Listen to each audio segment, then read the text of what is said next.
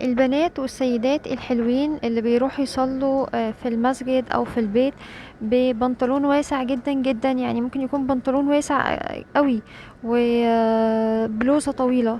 ما ينفعش تصلي ببنطلون واسع جدا، وحتى لو البلوزة كانت طويلة والبنطلون واسع. ليه؟ علشان طول ما انتي واقفة انتي تمام وزي الفل، بس لما هتيجي تركعي في الركوع، لما تيجي كده تسجدي وتقول سبحان ربي الاعلى، ايه اللي هيحصل؟ هتلاقي ان البلوزة اترفعت والبنطلون الواسع قوي قوي قوي ده بقى ضيق وجايب كل تفاصيل المؤخرة. للأسف انا بشوف المنظر ده كتير، بروح اكتر من مسجد اصلي في اكتر من مكان، يعني جوه اي مكان بيعمل انشطة اجتماعية، او مسجد في الشارع، او مسجد جوه نادي او اي حاجة. بالاقي الناس لابسة بلوزات طويلة وبنطلونات واسعة وقايمين يصلوا.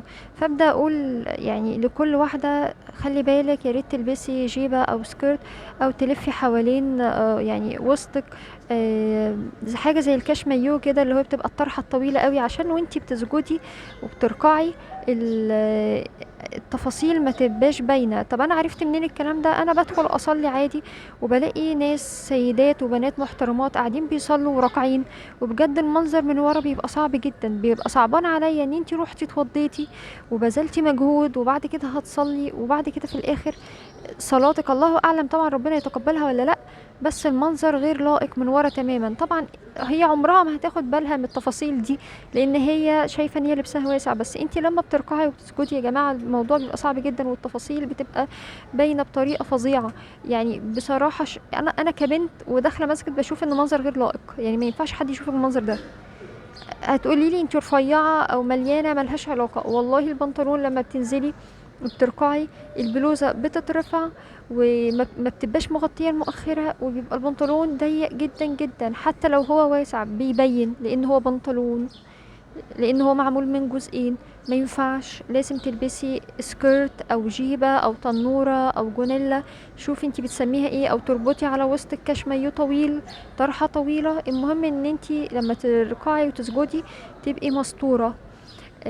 طبعا كل ما اروح يعني نادي او مسجد جوه نادي او مسجد في الشارع او اي حاجه، بشوف الموضوع ده بقى منتشر كتير جدا جدا، وببقى والله متضايقه جدا، يعني زعلانه عليهم ان انتي بعد ما بذلتي كل المجهود ده ان انتي فايتك التفصيل ده.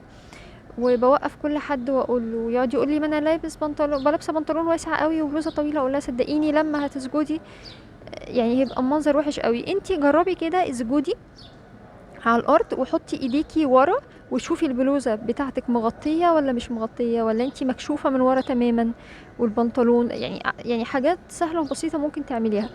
بصوا يا جماعه، انا ولا شيخه ولا حد يعني متدين قوي ولا بتاع، انا والله يعني واحده ماشيه بستر ربنا، وبحاول يعني لو شفت حاجه غلط بحاول اقول عليها، لو في حاجه يعني شفتها مش صح بقول للناس، يعني اللهم بلغت اللي هم فاشهد، والله اعلم. بس انا بقول لكم اللي انا شايفاه، يعني انا كمنظر ادمي مش حاسه ادمي اصلا بصراحه.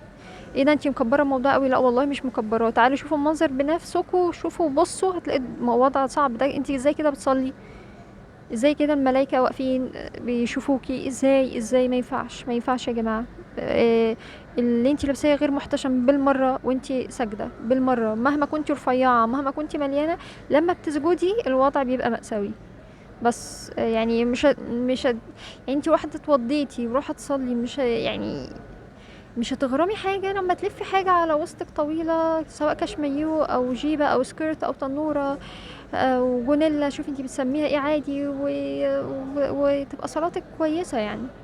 سواء بقى لابسة بنطلون واسع جدا او بنطلون ضيق، سواء لابسة بلوزة طويلة او قصيرة، يا جماعة خلوا بالكم. شكرا.